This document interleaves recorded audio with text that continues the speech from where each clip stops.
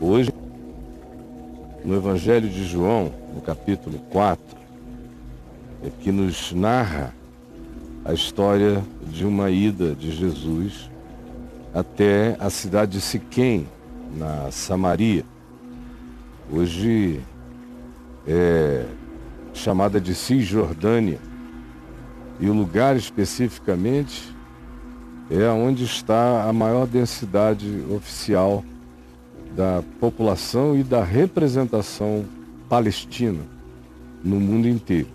É ali, naquela área, que não é tão distante de Jerusalém. De carro, nas highways de hoje, você faz com uma certa rapidez, talvez uns 40 minutos, incluindo o trânsito, você já esteja lá, passando a fronteira. E aquele era um lugar de conflito, sempre foi, depois do século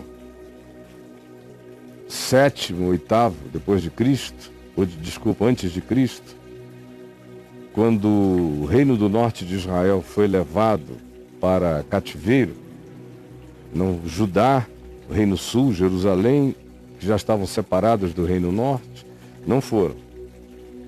Iriam depois, com Nabucodonosor. Mas agora, muito tempo antes, os do reino norte foram levados em cativeiro. E no cativeiro se misturaram, se miscigenaram de todos os modos.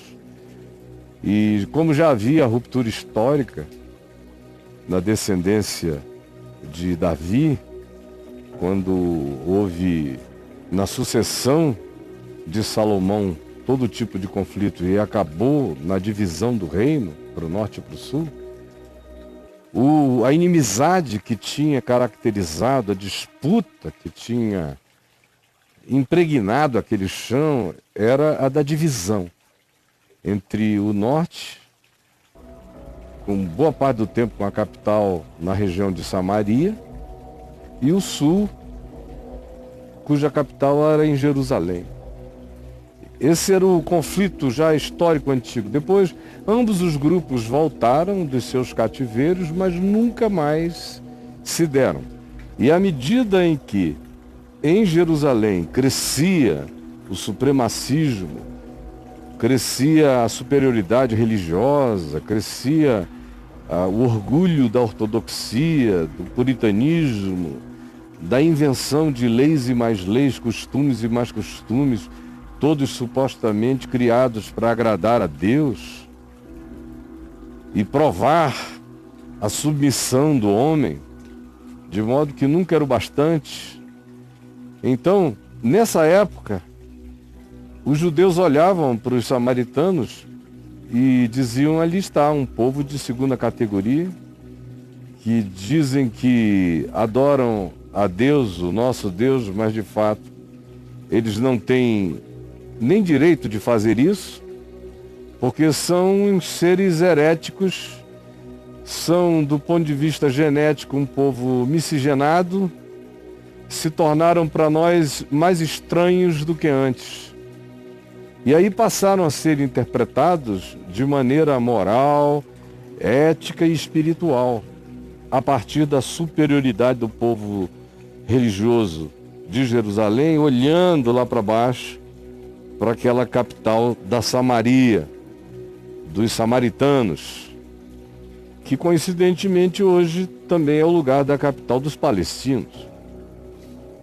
Mesma geografia, o mesmo dessentimento, ressentimento e em muitos o espírito de beligerância.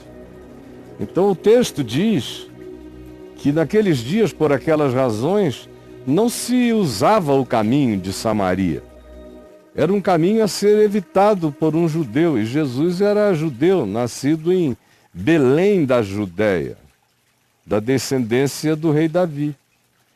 Não convinha atravessar um território tão minado, tão conflituado, tão difícil, criado na expansão da sua dificuldade, não pelos samaritanos perseguindo aos judeus, mas sim pelos judeus, perseguindo ou menosprezando, ou banindo ou exilando os samaritanos. Jesus, no entanto, imagina e pensa que para ele era necessário atravessar a Samaria. Para ele, Jesus.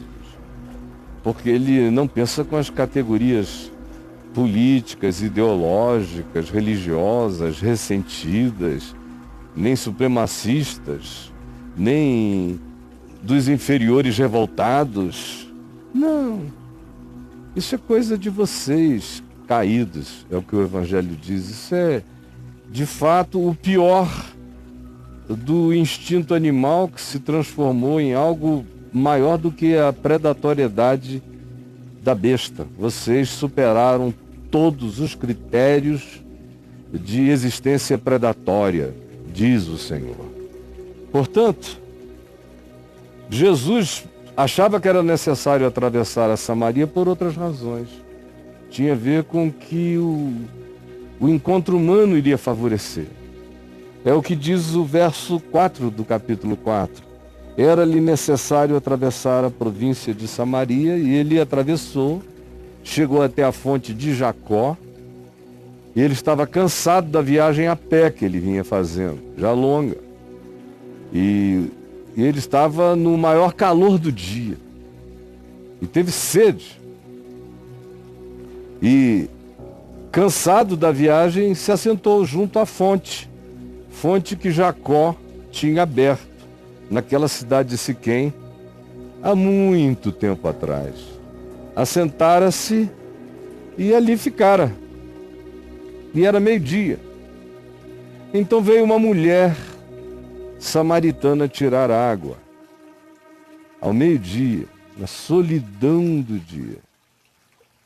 E disse-lhe Jesus, porque ela estava com um cântaro para baixar e puxar a água. Jesus disse: me dá de beber, deixa eu beber um pouco dessa água. Dá-me de beber.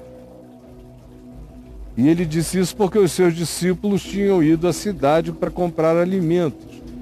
Ou seja, essa explicação de Pedro aqui antecipa a pergunta de por que ele não pediu só o cântaro emprestado e ele tirou a água.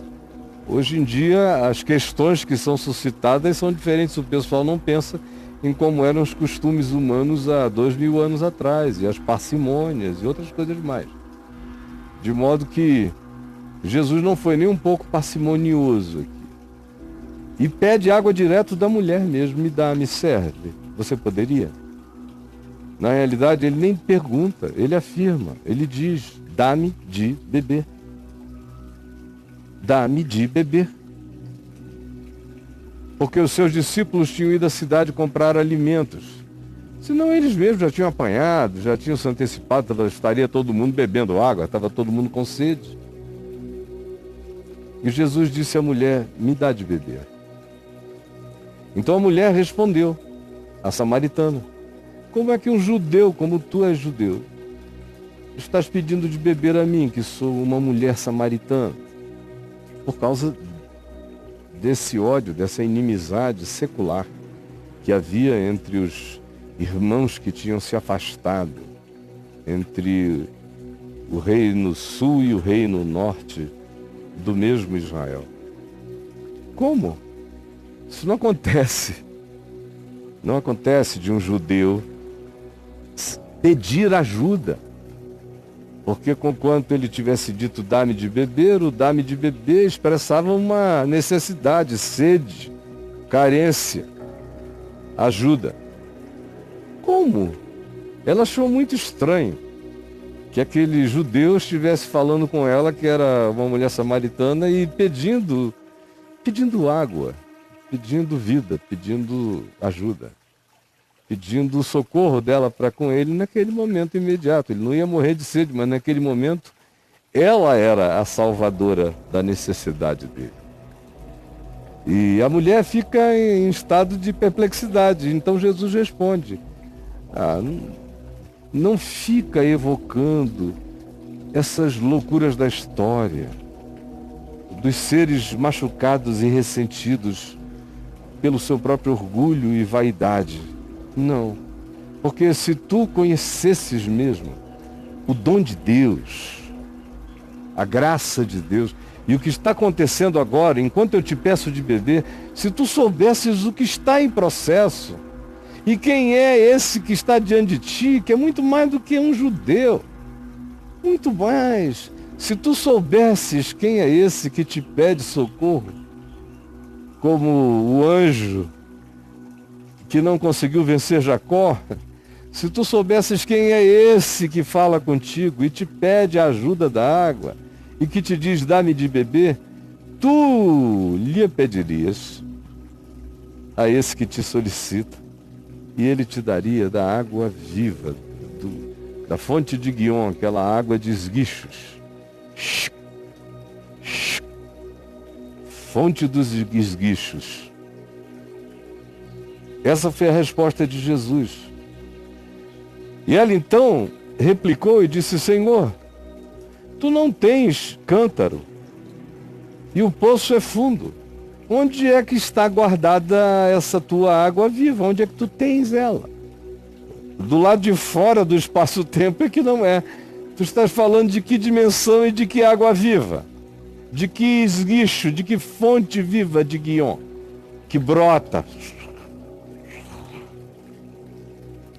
Afirmou-lhe Jesus, quem beber desta água, desse poço de Jacó, tratado de maneira religiosa, sagrada, quem beber dessa água vai voltar todo dia para beber mais, porque voltará a ter sede. Voltará a ter sede.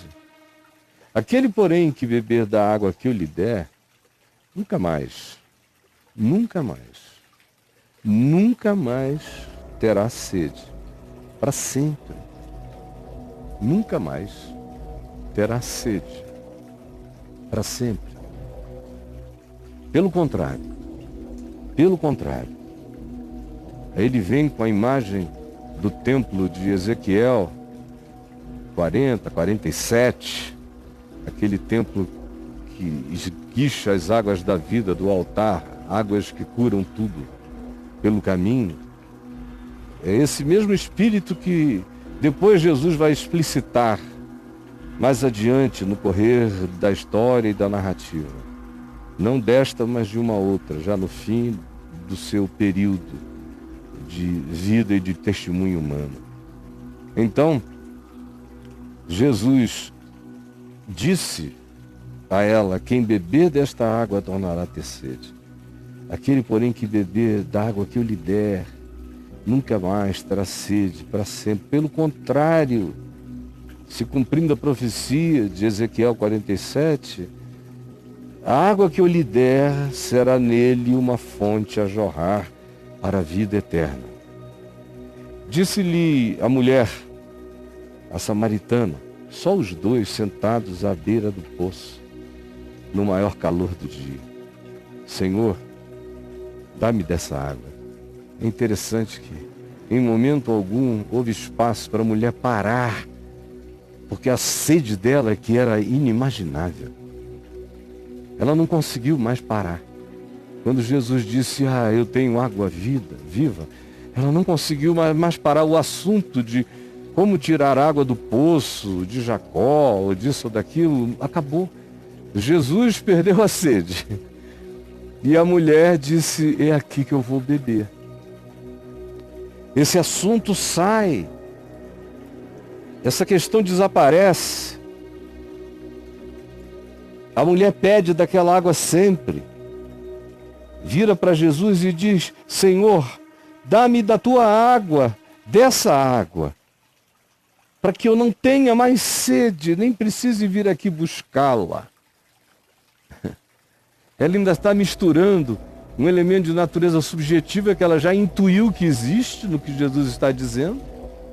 Ao mesmo tempo, como toda mente humana, ela gostaria que aquela satisfação e aquela completude de natureza interior se estendesse também como uma supressão das necessidades, uma diminuição das necessidades na vida exterior, na vida cotidiana. Quase todo mundo já chega com esse pacotão fechado, conforme a perspectiva das religiões da terra, onde a prosperidade de Deus só é vista como prosperidade material, diferente do que o Evangelho ensina. Senhor, dá-me sempre dessa água, para que eu não precise mais, para que eu não tenha mais sede. É a primeira coisa. Segundo, e para que eu não precise vir aqui buscá-la, para que esse trabalho, esse esforço se diminua na minha vida. Mas ela não sabia que, ao assim dizer, era isso mesmo que Jesus iria fazer. Não como diminuição do trabalho, de precisar beber água todo dia. Isso faz parte da natureza da natureza. Água é vida. E Jesus é a água da vida. Mas o que aconteceria é que qualquer que fosse a outra sede que ela tivesse necessidade de suprir, uma vez bebendo daquela água essencial que Jesus tinha para oferecer, as outras sedes se despotencializariam. Porque na maior parte das vezes as nossas sedes, sedes de emoção, sedes de sentimento, sede de afeição, sede de toque, sede de ternura, sede de prazer, sede de sucesso, nossas muitas sedes são exacerbadas, são aumentadas, são exageradas, ficam imensas, porque nós nunca tivemos a sede essencial, a sede de Deus, a sede do sentido da vida, satisfeita e atendida. E quem não tem, quem não bebeu dessa água essencial, exacerba todas as muitas outras sedes que possui. Sempre foi, sempre será assim. Você pode psicologizar do jeito que quiser, mas o resultado é esse. Senhor, dá-me dessa água, para que eu não mais tenha sede e possa quebrar esse ciclo angustioso da procura do não basta. Por favor, me socorre. Me dá. Jesus tinha dito, dá-me de beber. Ela faz um pedido, me dá da tua água. Então Jesus lhe respondeu, vai, chama teu marido e vem cá. Chama teu marido. Eu vou dar para vocês dois. Aí então a mulher, ao ouvir aquilo, disse, eu não tenho marido. Então Jesus olhou para ela e lhe respondeu, é verdade o que tu disseste sobre tu não teres um marido. Porque, na verdade, 5 maridos oficiais tu já tiveste. E esse agora com quem tu estás, tu não estás ainda casada com ele, mas tu vives com ele. Tu não tens nenhuma legalização com ele como tu tiveste com os demais, mas é com ele que tu vives. E tu estás, portanto, vai, chama o teu marido e vem cá. Senhor, disse-lhe a mulher, eu vejo que tu és um profeta. Tu vês as coisas. Tu vês. Tu estás me enxergando toda. Eu estou chocada. Me responde uma coisa. E é aqui que a gente chega no centro desse diálogo. A maioria o posiciona lá no poço, no pedido de água e no discurso, no diálogo sobre a metáfora da água, que, é claro, ocupa uma dimensão de natureza essencial. Mas a grande proposta de libertação vem agora, porque lembre, a pergunta, o pedido da mulher é para que eu não mais tenha sede. Para que eu não mais tenha sede, Jesus disse, vem cá, eu vou ensinar a ti e ao teu marido o sentido do viver. Aí a mulher também tinha dito, e também para que eu não precise mais vir aqui, no poço de Jacó, beber água, no poço sagrado da religião, beber água. Me diz agora, chegando aqui a esse lugar da repetição e da recorrência. Nossos pais adoravam neste monte Gerizim que está aqui. Vocês, judeus, dizem, no entanto, que Jerusalém é o único lugar onde se deve adorar a Deus. Como é isso? É lá ou é aqui? E Jesus, então, destruindo todas as fontes rotas, todos os poços e poços de Jacó, ou todos os tanques de Siloé, ou todos os poços do sagrado e da religião, para os quais a gente precisa voltar e voltar e voltar e voltar e voltar todo dia, diz agora a ela: mulher, podes crer-me, me creia, creia por favor. Creia por favor, que a hora vem, quando nem neste monte Gerizim, onde Josué erigiu seus altares, onde houve histórias memoráveis, cujas marcas arqueológicas estão lá até hoje, nem aqui neste monte Gerizim de Jesus, nem em Jerusalém adorareis o meu Pai. Não. E vocês aqui estão falando a respeito do que nem sabem, do que nem conhecem. Porque os judeus têm inegavelmente mais percepção das Escrituras do que vocês. Porque eles, pelo menos, sabem que a salvação vem daquela linhagem dos judeus. Mas vem a hora, volta Jesus a falar com a mulher, e já chegou, e já chegou, e já chegou, e já chegou, e já chegou. Ele disse: desde que eu entrei no mundo, essa era foi inaugurada, essa hora vem e já chegou. Olha eu aqui. Quando os verdadeiros adoradores adorarão ao meu Pai em espírito, não mais em Jerusalém, nem no Monte Gerizim. Eu estou indo a Jerusalém daqui a alguns poucos dias, dia 22. Mas eu não vou lá adorar. Eu sou o santuário, o Espírito Santo habita em mim, eu vivo com Ele, nele. O cultuo em mim, o lugar onde se deve adorar é em mim, é em espírito. É em mim com verdade, com sinceridade. É em mim. Não é em Jerusalém. Jerusalém não tem nenhuma importância espiritual para mim. Se eu nunca mais botar o pé lá, nada vai mudar na minha vida. Para mim, Jerusalém tem outras importâncias. É uma viagem de pedagogia, de ensino, de dimensionamento das coisas, de busca de compreensão como os homens da época e da hora viam, entendiam, percebiam e anunciavam as coisas. É como quem entra num portal tridimensional carregando um elemento da quarta dimensão, que é a sua compreensão em Cristo. É assim que eu vou lá, só por isso. Todo ano também eu tento ir ao Monte Gerizim, gosto de ir a Siquém. Este ano irei, se Deus quiser. Mas não vou adorar. Eu sou adoração a Ele, em Cristo, o meu Senhor.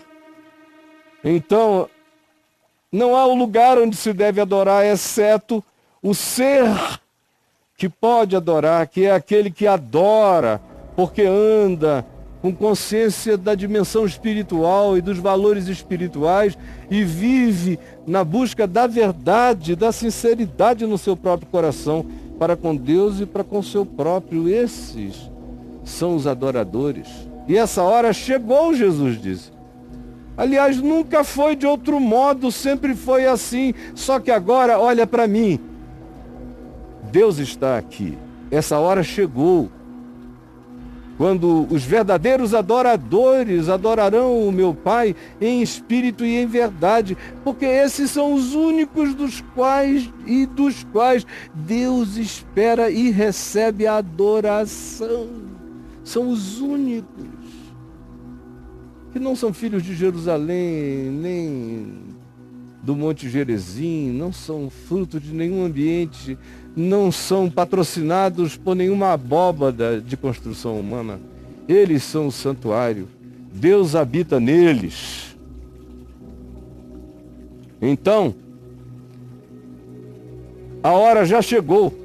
E os adoradores que Deus procura, e guarde essa palavra, procura, para seus adoradores, são esses. Porque Deus é espírito.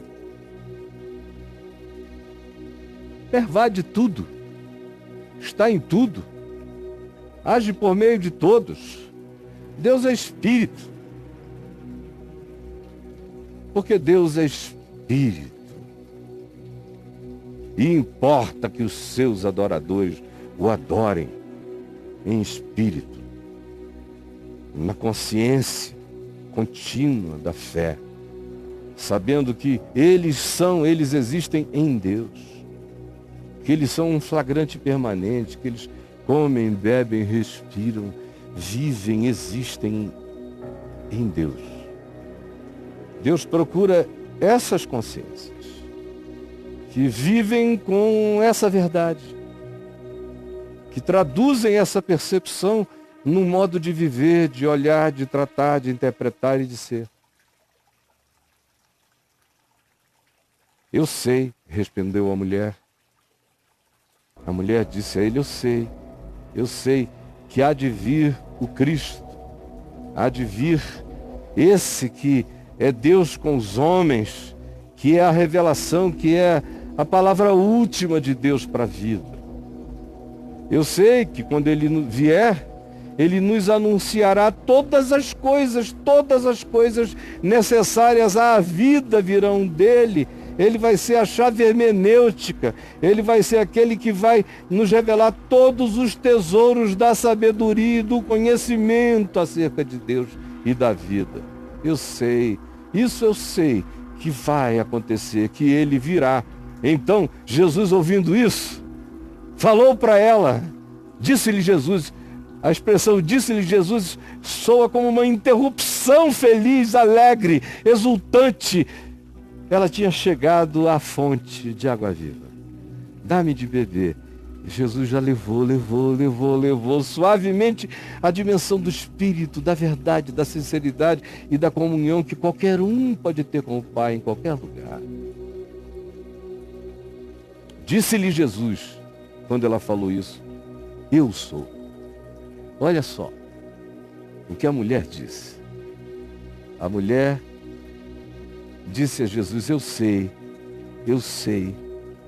que há de vir o Cristo, o Messias, a revelação última e definitiva de Deus com os homens. E sei que quando ele vier, ele nos ensinará todas as coisas. O sentido absoluto nos será dado por ele. Disse-lhe Jesus, sou eu. Eu nunca vi pressa maior. Disse-lhe Jesus, eu o sou. Que de fato é a expressão de Deus a Moisés. Quando me perguntarem quem me enviou, quem eu direi que me enviou? E Deus disse, eu sou o que sou, te enviou. Eu sou. Jesus disse, eu sou. Eu que falo contigo. Você está vendo? Olhe bem nos meus olhos. Olha como o poço é infinito e como a água borbulha para a vida eterna. Eu sou eu que falo contigo. Neste ponto chegaram os seus discípulos e se admiraram que estivesse falando com uma mulher por causa da hora, do lugar, da longitude do lugar, da solitude do ambiente e por ser ele um homem, por ser ela apenas uma mulher. Os discípulos ficaram escandalizados. Ele não era um homem alquebrado, era um jovem forte, macho, judeu, conversando com uma mulher. As mulheres de Samaria até hoje são mulheres mais bonitas do que a linha da normalidade. Isso eu posso te garantir. Outro dia eu subi lá e com um grupo de pessoas e não houve ninguém que não ficasse estupefato com a beleza das mulheres samaritanas. especialmente porque era um dia de festa. Estavam todas aparatadas. O fato é que os discípulos de Jesus, há 2000 anos, quando chegaram com a comida, se admiraram de que ele estivesse falando com uma mulher. E ainda de Samaria, e sabe lá mais o que eles estavam pensando. Meu Deus, e que mulher! Todavia, nenhum lhe disse uma palavra. Ninguém teve coragem de perguntar a ele, por que perguntas a ela? Ou por que falas com ela? Ninguém. Todo mundo calou, se admiraram e calaram. Quanto à mulher, vocês vejam, antes disso, o nível de intimidade, como esse é um lugar de intimidade, como é em espírito e em verdade, como não é nem no Monte Gerizim, nem em Jerusalém, como não é no ambiente público, como não é em nenhum confinamento de indicação religiosa ou de qualquer outra natureza, é íntimo, assim como eles dois estavam em intimidade, em solitude. É assim, em espírito e em verdade, olho no olho, você e Deus, e Ele vive em ti, e essa adoração é adoração de intimidade. Quanto à mulher, assim que chegaram os discípulos, ela deixou o seu cântaro lá mesmo, abandonou, falou, isso aqui já era, isso é outro departamento, a gente pega mesmo água, paga a água da companhia, faz isso, mas a minha sede eu já sei. Eu já sei o significado dela, de onde ela procede, o que ela busca e sei o que a satisfaz. Agora eu já sei.